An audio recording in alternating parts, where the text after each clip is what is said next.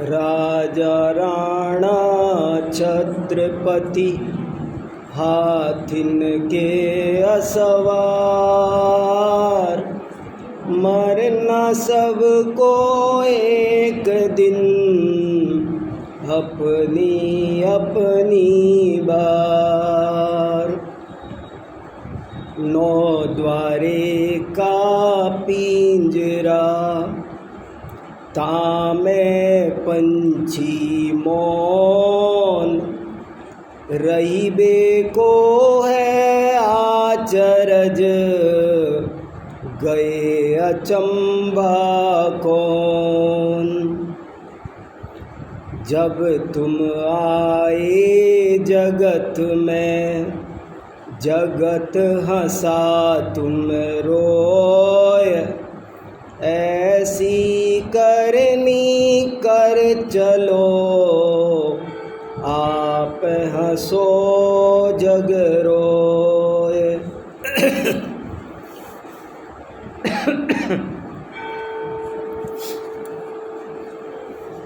हम सभी प्रायः प्रतिदिन किसी न किसी की मृत्यु का समाचार सुनते हैं या पढ़ते हैं, और ये भी अच्छी तरह जानते हैं कि जैसे लोग ये जा रहे हैं ऐसे ही एक दिन हमको भी निश्चित रूप से जाना होगा।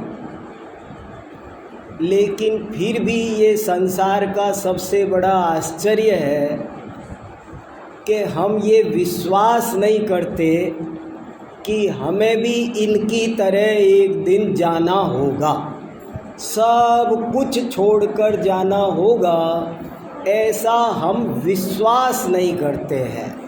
मेरा कहने का मतलब है कि हम जानते हैं पर मानते नहीं हैं।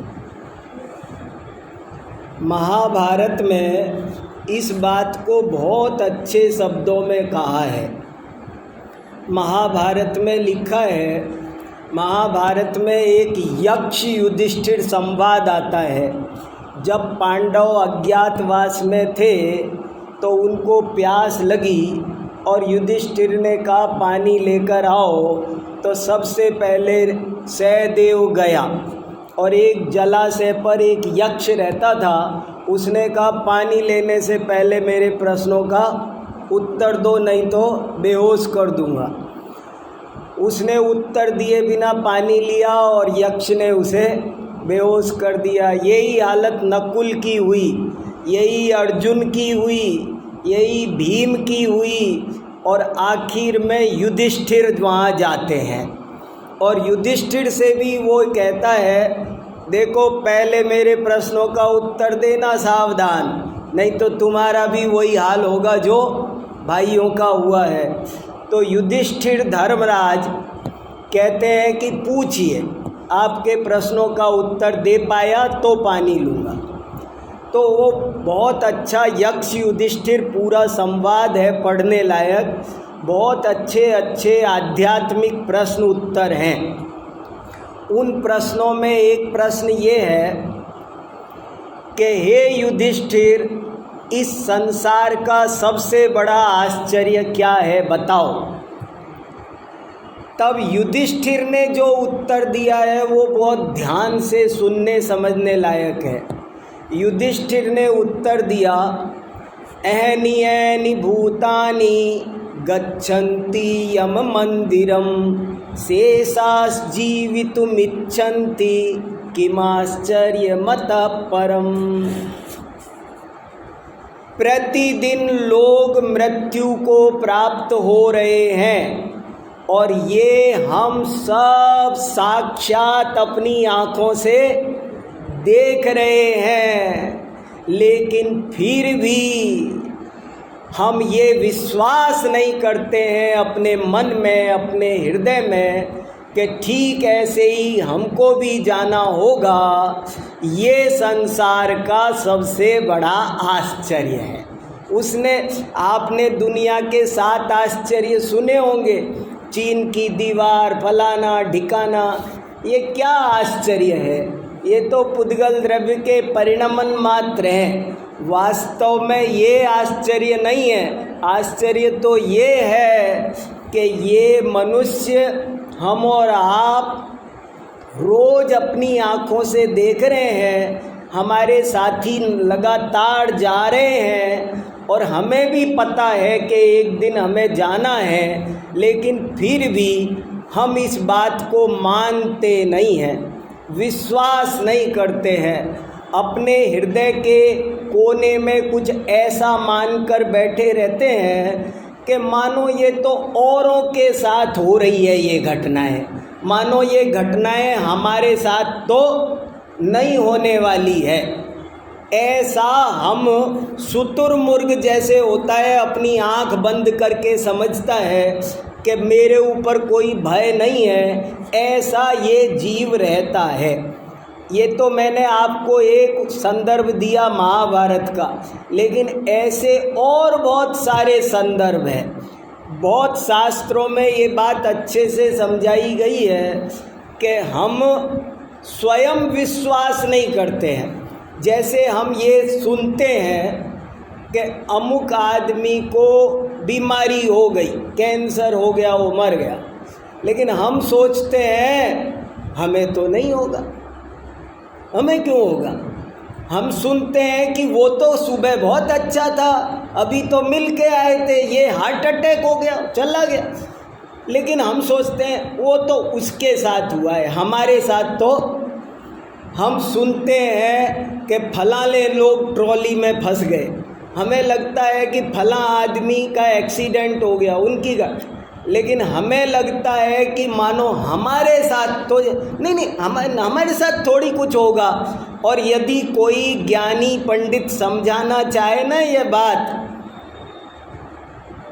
तो लोग कहते अरे शुभ शुभ बोला करो, मत बोलो, ऐसे क्यों बोलते हो, ऐसे मत बोलो। माने हम जी चुराते हैं। संसार का सबसे बड़ा आश्चर्य, कितना बढ़िया लिखा, 9 द्वारे का पिंजरा, तामे पंछी मौन, रहीबे को है आचरज, गए अचंभा कौन। 9 द्वार का ये पिंजरा है।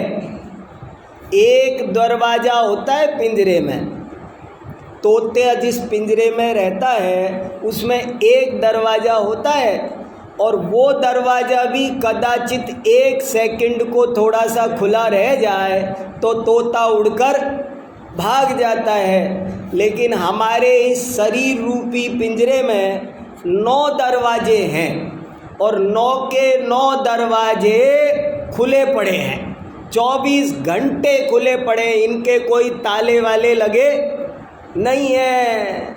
लेकिन इसमें ये आत्मा रूपी पंछी इतने साल से टिका हुआ है, ये आश्चर्य है। ये उड़ जाए, निकल जाए, चला जाए, इसमें कोई आश्चर्य नहीं है। इसलिए ये बात ध्यान देने की है कि हम जानते हुए भी मानते नहीं हैं। आप कह सकते हैं कि साहब कैसे नहीं मानते, मैं तो मानता हूँ। कोई कहे हम में से कि मैं तो मानता हूँ कि साहब मैं भी किसी भी दिन ऐसे ही चला जाऊँगा, लेकिन मैं उससे कहता हूँ कि थोड़ा शांति से आत्मनिरीक्षण करके देखना, ठंडे दिमाग से, अच्छे से, अकेले में बैठ करके, कि मानते हो क्या। यदि मानते होते तो हमारा आचरण ऐसा नहीं होता जैसा है। अगर हमें ये पता होता कि हमें भी जाना है और इसी तरह जाना है, एक सुई की नोक भी हमारे साथ में नहीं ले जा पाएंगे। यदि ये हमको अंदर से विश्वास होता कि हमारे साथ हमारे कर्म जाने वाले हैं और कुछ नहीं जाने वाला है, तो हमारे जीवन में ज़रूर परिवर्तन आया होता।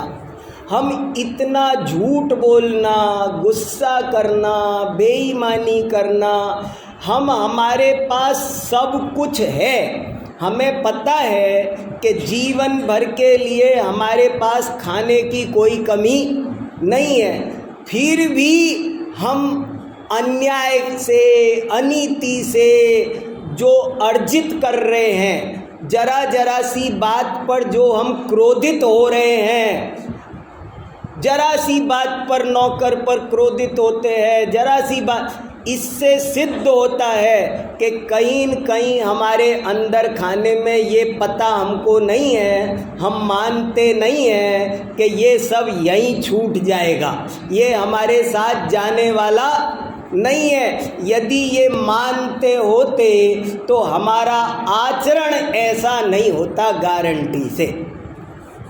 एक छोटी सी बहुत अच्छी वैराग्य प्रेरक कथा आती है।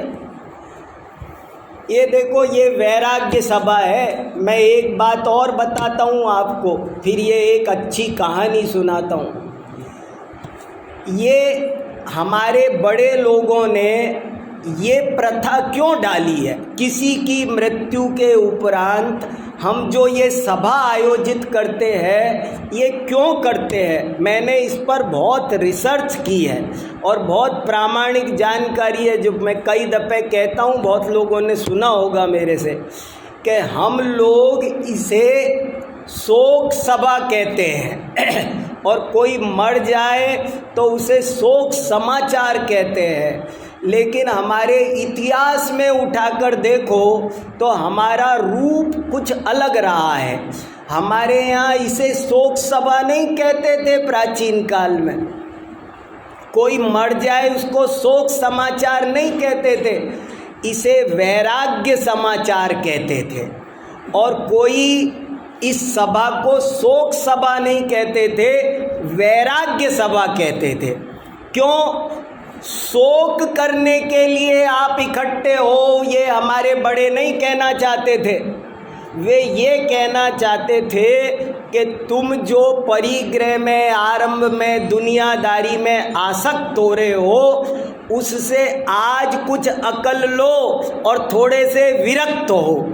तुम्हारा विरक्ति बढ़े, वैराग्य बढ़े, इस घटना से तो बढ़े, ये घटना तुम्हें प्रेरणा दे और जीवन में विरक्ति बढ़े, इसके लिए ये वैराग्य सभा मनाई जाती थी। और ये हमारे देश में, आप इतिहास की किताब उठा के देखना, प्राचीन काल में हमारे घर में कभी कोई मरता था पूरे भारत देश में तो कोई रोता नहीं था, कोई नहीं रोता था, रोने की प्रथा भारत में नहीं थी। इतिहास उठा के देखो, ये तो जब से हूण आए हैं हमारे देश में, तब से मरने के बाद घरों में रोना शुरू हुआ है। पहले रोते नहीं थे।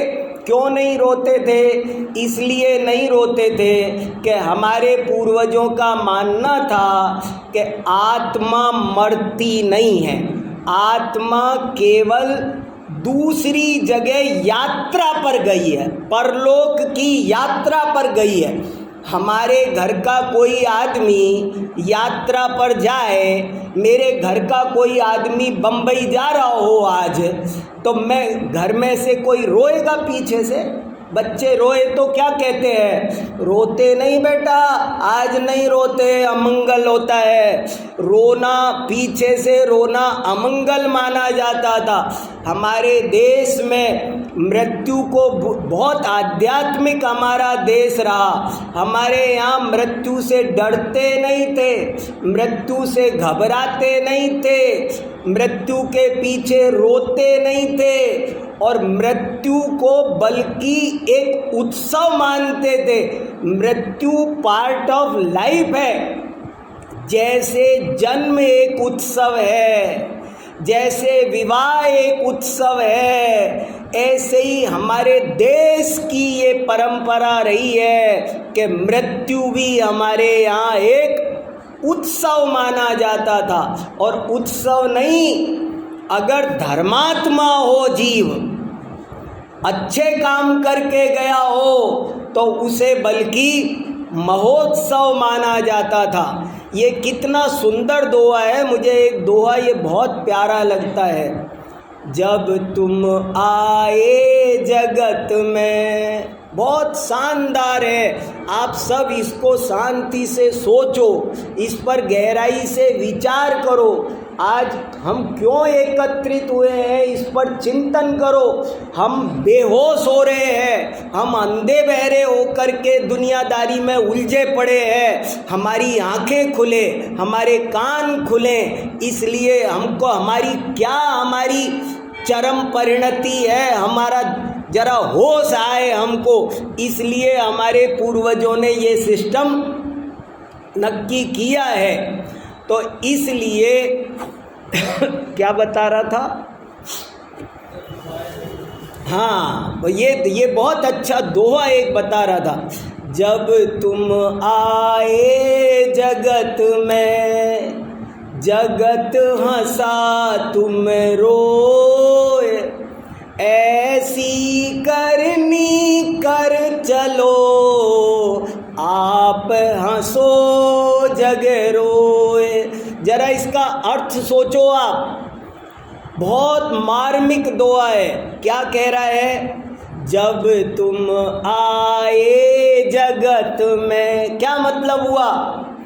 कवि कह रहा है कि जब आप इस दुनिया में आए थे माने जिस दिन हमारा यहाँ जन्म हुआ था, जब आपका जिस दिन जन्म हुआ था वो दिन याद करो, क्या सीन था उस दिन के, उस सीन को इमेजिन करो। जब तुम आए जगत में, क्या हो रहा था? जगत हंसा तुम रोए। जिस दिन तुम आए थे उस दिन क्या हो रहा था? जगत हंस रहा था, सब लोग हंस रहे थे और तुम रो रहे थे। एक बच्चा पैदा होता है, कोई भी, चाहे झोंपड़ी में हो, चाहे हॉस्पिटल के थिएटर में हो, कहीं हो, तो क्या होता है कि वो तो प्यां प्यां रो रहा होता है, वो तो पैदा हुआ है, वो तो रो रहा होता है। और बाकी के लोग, उसके घर वाले, रिश्तेदार, कॉलोनी वाले सब क्या कर रहे होते हैं? मिठाइयाँ बांट रहे, थाली बजा रहे, खुशियाँ हो रहे। तो कवि उस सीन को कैद कर रहा है अपनी कविता में। जब तुम आए जगत में, जगत हंसा तुम रोए। कवि कहता है ये तो उस दिन का सीन है जब तुम आए थे, लेकिन उस दिन तो तुम लाचार थे, तुम्हारे हाथ में सीन बनाना नहीं था, जो बनना था सो बनना था। लेकिन अब जाने वाला सीन तुम्हारे हाथ में है, कैसा बनाना है। बोले क्या? जब तुम आए जगत में, जगत हंसा तुम रोए, ऐसी करनी कर चलो, आप हंसो जग रोए। आप हंसो जग रोए का क्या मतलब है? इसका भी मतलब समझना जरूरी है। आप हंसो का मतलब, आप जब यहाँ से जाओ तो बड़े ही प्रसन्नता के साथ जाओ, बड़े ही संतोष के साथ में जाओ, जिसे आज की भाषा में लाइफ सेटिस्फैक्शन कहते हैं। आपको मरते समय संतोष होना चाहिए कि मैं इस धरती पर खाली बोझा बनके नहीं जा रहा हूँ, मैं यहाँ आया और केवल यहाँ के रिसोर्सेज ख़त्म करके यूं ही चला जा रहा हूँ। मैंने ना अपने लिए कुछ किया ना समाज के लिए, मैं केवल बोझा बनके नहीं जिया हूँ, बल्कि आपको संतोष हो कि मैंने कुछ अच्छा जीवन जिया है अपने लिए, समाज के लिए।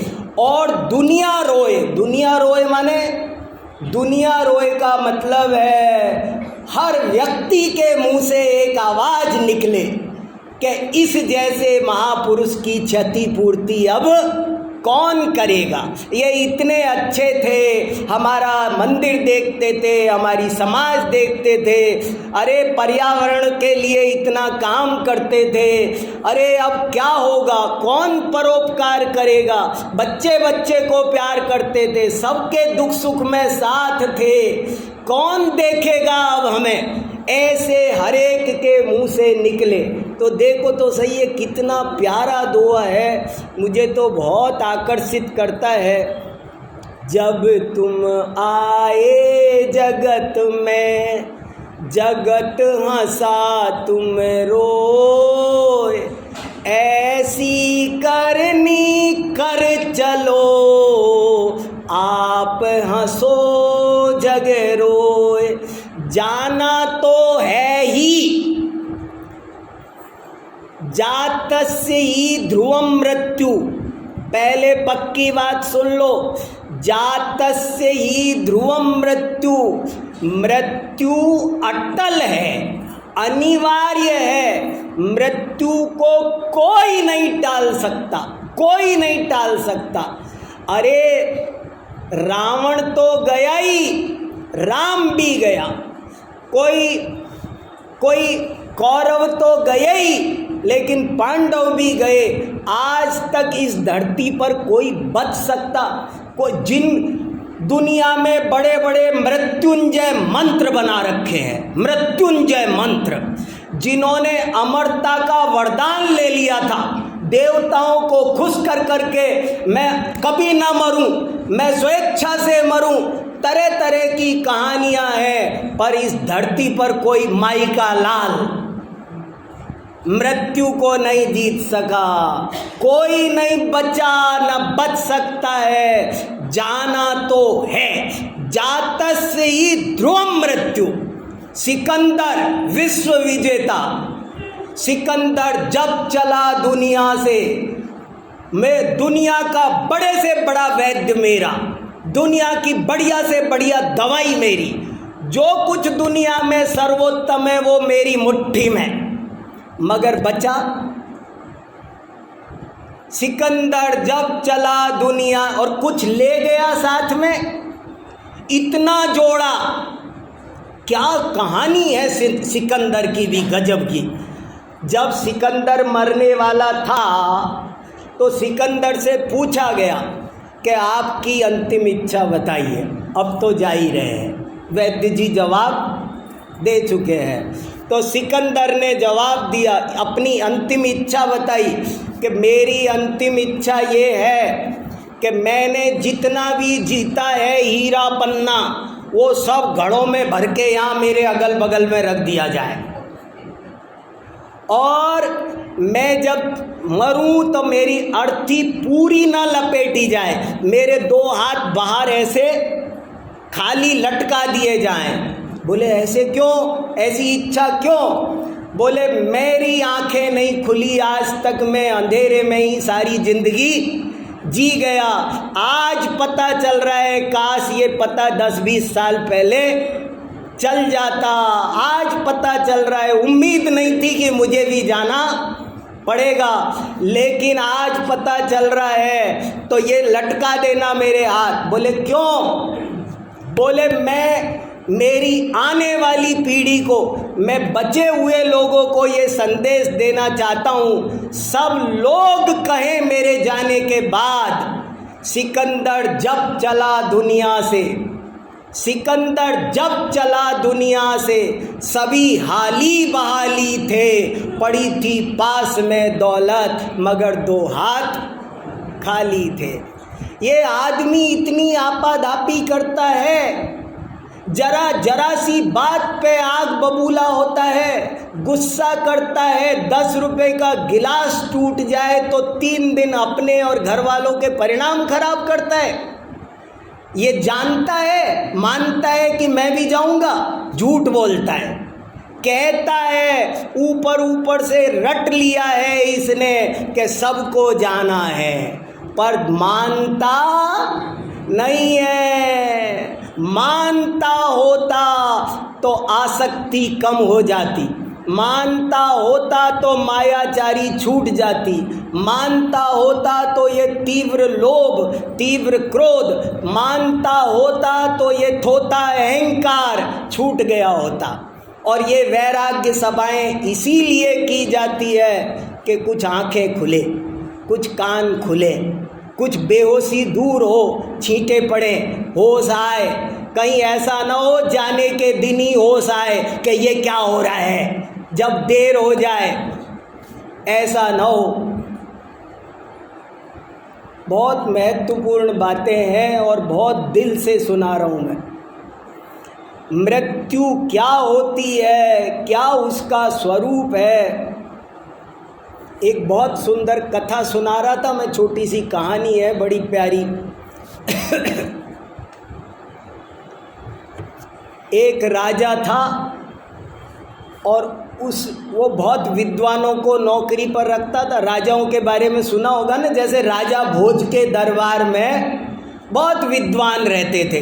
राजा जनक के दरबार में राजा जनक क्या करते थे, राजा भोज क्या करते थे, इन लोगों का बहुत अच्छा राजकाज था।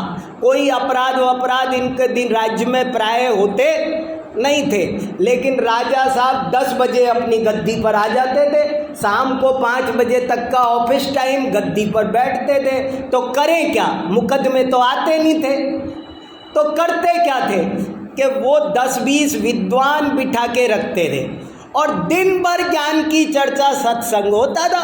कोई मुकदमा केस आ जाए तो सुलटा देते थे और नहीं आए तो हमारी ड्यूटी, तो हम बैठे हैं हम, तो वो ऐसे बैठे रहते थे। तो एक राजा ने, बहुत विद्वान उसके दरबार में थे, एक दिन उसे विचार आया कि मेरी सभा में विद्वान तो बहुत है, एक मूर्ख भी होना चाहिए।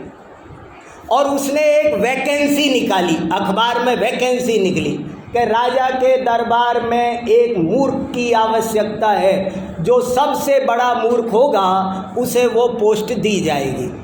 तो बहुत लोग इंटरव्यू देने आए, आखिरकार एक आदमी को सेलेक्ट कर लिया गया और सेलेक्ट करके विद्वानों के साथ में ही एक कुर्सी पर मूर्ख लिख करके, जैसे पत्रकार बैनर लगाते हैं ना, मूर्ख लिख करके उसको भी बिठा दिया। वो कहने लगा मुझे क्या करना है, अब काम बताओ मेरा।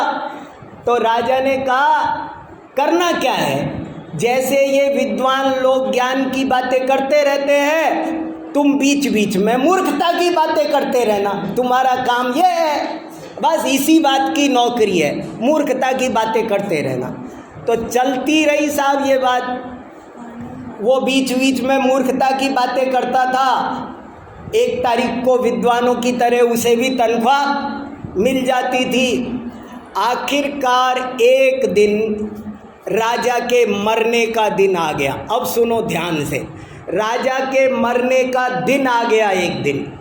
तो सारे विद्वान राजा को घेर करके बैठ गए और उसे कुछ ज्ञान की, ध्यान की बातें सुनाने लगे।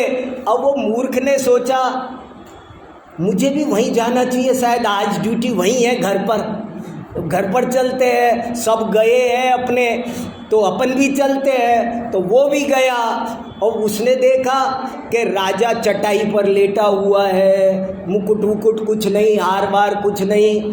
तो वो बोला राजा साहब से, राजा साहब ये आपने क्या हालत बना रखी है अपनी, आप राजा जैसे ही नहीं लग रहे, मुकुट कहाँ है आपका, हार वार कहाँ है। तो राजा ने कहा देख भैया अब हमारा टाइम हो गया, अब हम जा रहे हैं। तो बोले कहाँ जा रहे हो, क्यों जा रहे हो, जा रहे हो तो जाओ ठाठ से मुकुट लगा के, हार पे राजा हो, राजा की तरह जाओ।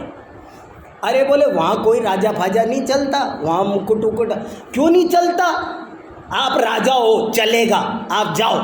मूर्ख है ना वो तो, बोले आप लगाओ चलेगा। बोले नहीं। तो महाराज एक काम करो, आप रानी को तो साथ लेके जाओ, अर्धांगिनी है, लाइफ पार्टनर, आप उसको तो साथ लेके जाओ।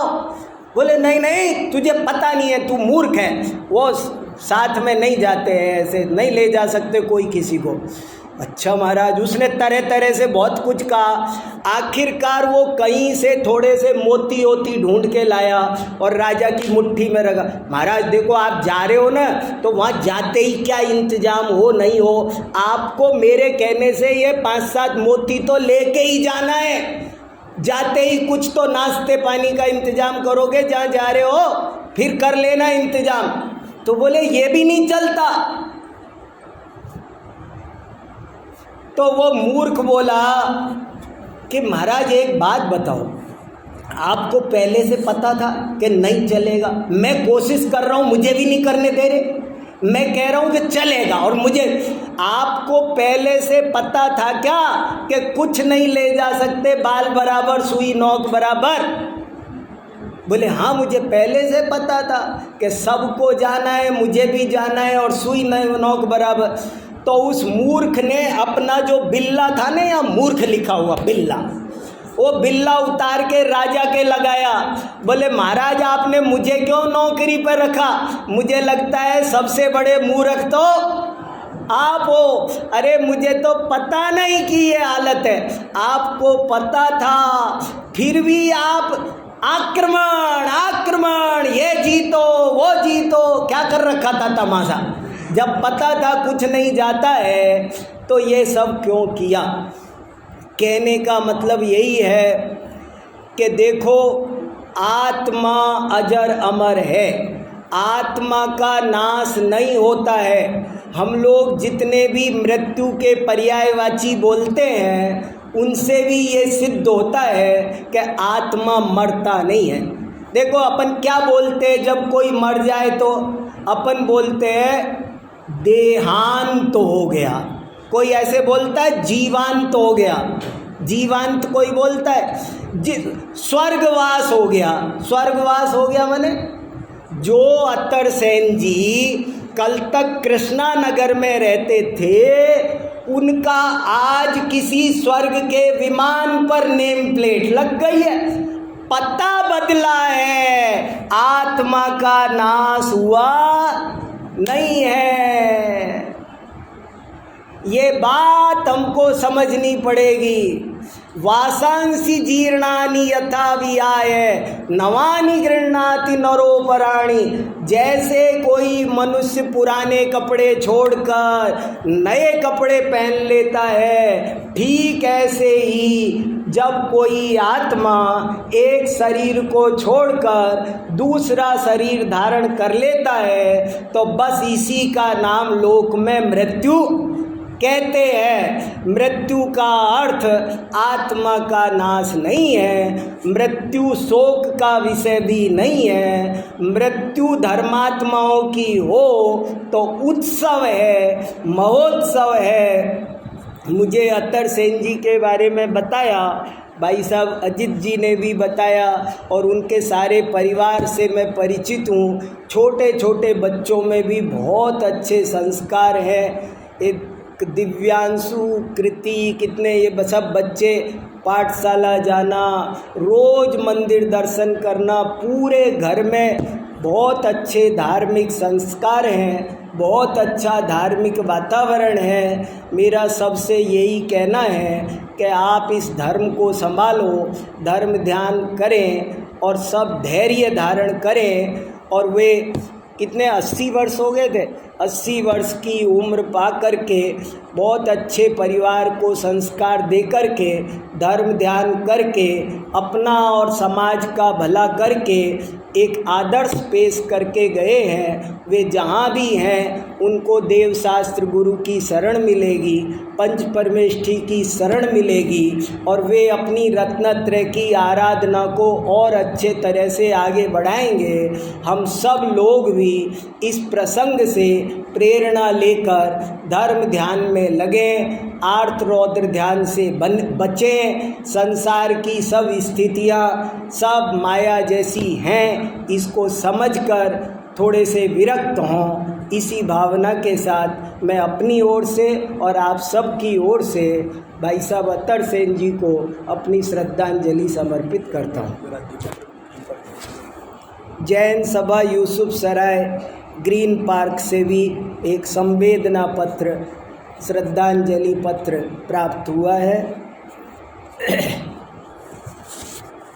और कुछ डॉक्टर साहब, DC जैन साहब।